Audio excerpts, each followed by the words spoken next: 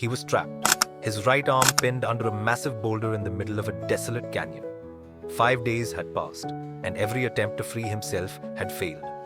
His arm, once throbbing with pain, was now cold and numb. There was no way out. The hours dragged on, and Aron faced a choice most of us can't even think of. The canyon was silent. The only sounds were the rasp of his breath and the distant echoes of his mind screaming for a way out. He knew he had run out of time. It wasn't just the physical pain, but the reality that if he didn't act now, he wouldn't make it. He didn't want to give up his life in a place where no one could ever find him. At that moment, he made the unimaginable decision. If he wanted to live, he had to lose part of himself. With a dull multi-tool, he began severing his own arm. But who is this guy? And how did he get to this point? What pushed him to make such a drastic choice? Well, this is the story of Aron Ralston, who grew up in the middle of Colorado. Yeah, the Rocky Mountains. Nature wasn't just something he saw out the window. It was his personal playground. Hiking, biking, skiing, you name it. Aron was all about it. And by the time he hit his teenage years, he wasn't just into outdoor stuff. He was the guy who loved taking on challenges that would make most of us think, no thanks. Now, most people would probably think, okay, he's just a thrill seeker, nothing too crazy. But nay. Aron was obsessed with pushing limits every single day. And that adventurous drive stuck with him. After he graduated from Carnegie Mellon University with a degree in mechanical engineering, he did the whole normal thing for a while, working as an engineer. But guess what? That corporate life? Totally not for Aron. So, he traded in the 9-to-5 grind for a life spent chasing the next big adventure. Nature called, and Aron didn't just pick up the phone. He dropped everything. To him, the wilderness wasn't some side hobby. It was his life, his everything. But Aron wasn't your typical hiker who enjoyed a peaceful stroll with a buddy or a group. Nope. He was all about those solo adventures, the kind where it's just you, your gear, and the wild. No distractions. Just you against nature. Sounds cool, right? But also kind of risky. I mean, how many times have we all been warned not to go off alone in the wilderness? But Aron, he was like, nah, I've got this. His friends admired his courage but also definitely questioned his sanity. It was April 26th, 2003, when Aron decided to hit up Blue John Canyon in Utah. Obviously, a solo trip. He had done it a million times before, just grabbed some snacks, a water bottle, climbing gear, and his trusty multi-tool knife. That was it. No need for a plan. No need for a, hey, I'm going here, text. It wasn't arrogance. He just trusted himself. And Blue John Canyon? Well, it wasn't some random boring spot. This place had those beautiful narrow sandstone walls that make you feel like you're in a different world. And the paths? Twisting and turning like some wild maze. Aron loved it. The isolation didn't bother him. It actually fueled him. For him, solitude was the thing that made it all worth it. But in remote places like Blue John Canyon, it's just one wrong move, and it can all go sideways real quick. Aron knew the risks. He'd been in tough situations before, but he always came out on top. But little did he know, this trip was going to be something way beyond his wildest adventure, and it would test every ounce of his strength and determination. So, Aron's out there enjoying the wilds of Blue John Canyon, right? Just another day of doing what he loves, scrambling over rocks and soaking in the desert views. And then, boom! Out of nowhere, this massive boulder comes loose. 1 second, he's moving through the canyon, and the next, he's completely stuck. His arm, pinned beneath a rock, was way heavier than anything he'd ever expected. Talk about a nightmare, right? 1 minute, he's living the adventure, and the next, he's living a horror movie. And this is where things get wild. Aron's body goes into full freeze mode. He doesn't even know what to think. His arm, stuck under this boulder, throbbing with pain and trapped in a way that was so intense, he couldn't even budge it an inch. The whole canyon's quiet. Too quiet. It's just him and the rock. And for a split second, he might have thought, okay, this is just a bad dream. Any second now I'll wake up. But nope. Reality check. This was very real. So what does he do? He tries everything naturally. Wriggle, twist, pull, push. He's doing everything short of calling for a miracle. But that boulder? It's not moving. Not even an inch. His arms screaming in pain. His frustrations mounting. And there's no one around to help. The panic? It starts to set in. Big time. The clock's ticking and time's running out. Hours go by and then, hello, nightfall. And that's when it hits him like a ton of bricks. This isn't some inconvenience he's gonna shake off. This is life or death. He's got nothing but his backpack and his wits to get him out of this mess. And that's when loneliness really starts to creep in. Fast forward, days pass. Aron's rationing water like it's the last bottle on earth. A sip here, a sip there. The sun beats down during the day and the desert nights. They turn freezing. It's a constant battle, hot days, cold nights, and zero comfort. As his body gets weaker, his mind, it's fighting to stay sharp. You know what they say, if your body's not gonna give up on you, your brain sure won't either. So, here's Aron with his trusty but kinda useless multi-tool, trying to chip away at that rock like he's got all the time in the world. Spoiler alert, he doesn't.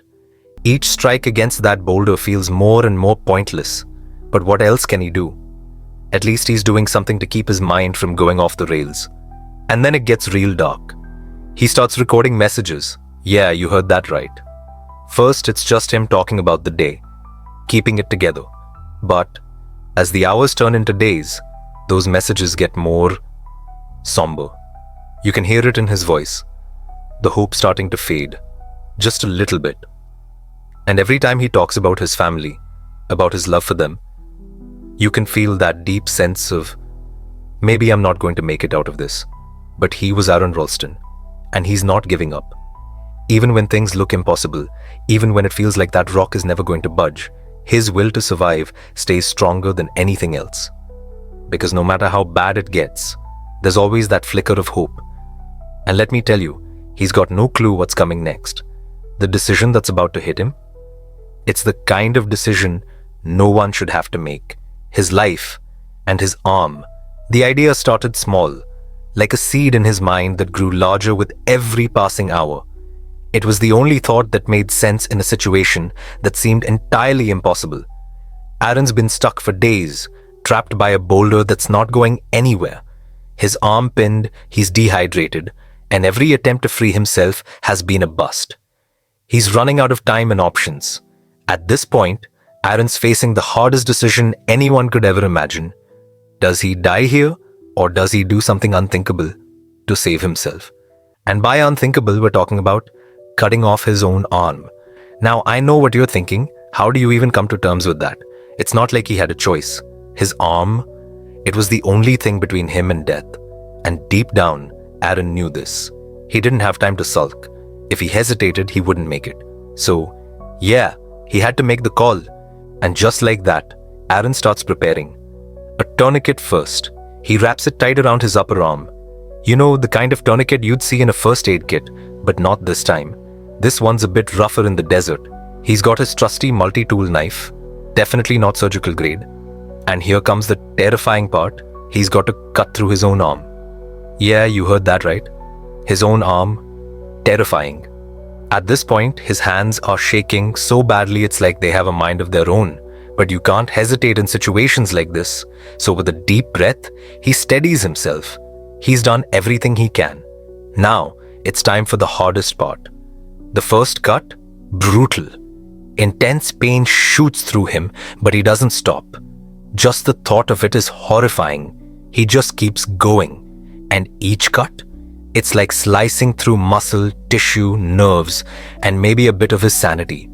But hey, you do what you gotta do, right? The cuts get slower.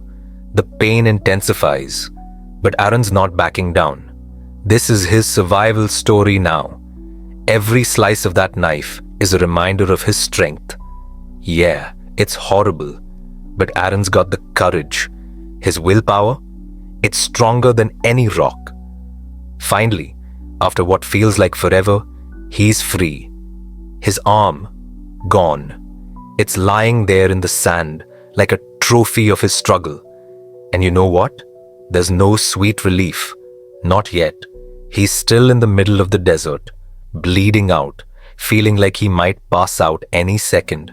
But Aron, he's not done. He's still got that fire inside him. The fight's not over. It's just started. The decision wasn't just a physical one.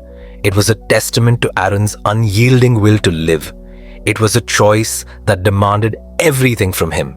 But in the end, it was the only choice that mattered. So Aron's just hacked off his own arm. Yeah, you heard that right. And he's still not done. His body's basically telling him, hey, you've done enough. Time to rest. But rest? Nah, Aron's not about to give up now. Blood's pouring out, his strength is fading fast, and dehydration's hitting hard. But hey, at least he's alive, right? And that is all that matters. So, what does he do? He takes one shaky step, then another, dragging himself through the canyon like the badass he is. Every step's a battle.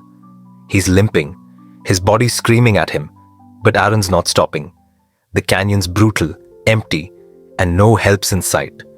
But the man's a force of nature, right? No way he's letting a canyon get the best of him. Hours go by, and it feels like the desert's swallowing him whole. But then, boom, a miracle happens. A group of hikers stumble upon him. Could he be hallucinating? Maybe. But no. These guys are real, and they're in shock. Aron looks like he just fought a bear and lost. These guys called for help. Soon after, a helicopter descends in.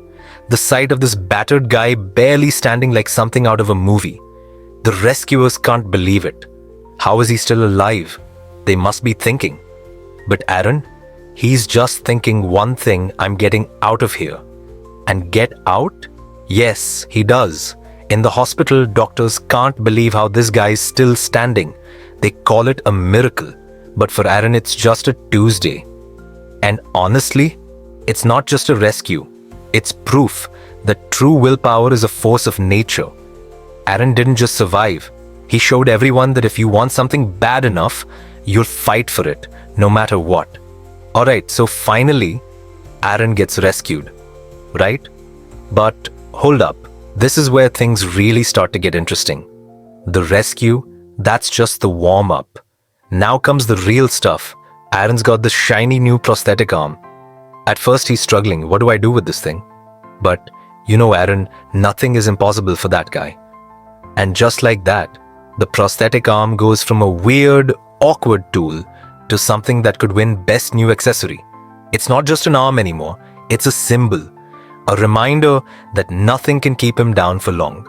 Now, you'd think after something as insane as that, he'd just want to kick back, sip some lemonade, and take it easy, right? Nope. Not Aron. He's got a point to prove. So, he wrote a book called Between a Rock and a Hard Place. And boom, it's a bestseller. Well, it's not just because he survived a rock-related disaster. Nah, people read it because he tells them how he found strength when, honestly, most of us would have been crying for our moms. It's like the never give up manual, and people couldn't get enough of it. And when that book gets turned into a movie, oh boy, it was powerful. 127 hours, starring none other than James Franco. And when people watched it, it's not just, oh, that guy got stuck under a rock. No, it's like you're peeping into Aron's mind during the worst time of his life and you're like, holy crap, how can he survive it? And if he can survive that, I can definitely survive the next Monday morning meeting. But for Aron, it wasn't enough. He started flying all over the place, giving speeches, sharing his story, talking about resilience, adventure safety, basically how to live your best life without getting trapped under a boulder. In the end, Aron's story isn't just about him anymore. He's using it to inspire the heck out of everyone else. He's showing people that no matter what life throws at you, there's always a way to bounce back. He's not just rebuilding his life, he's handing out blueprints for everybody to rebuild theirs too. So, what's stopping you from pushing through your own toughest challenges? How can you turn your impossible into something you can overcome?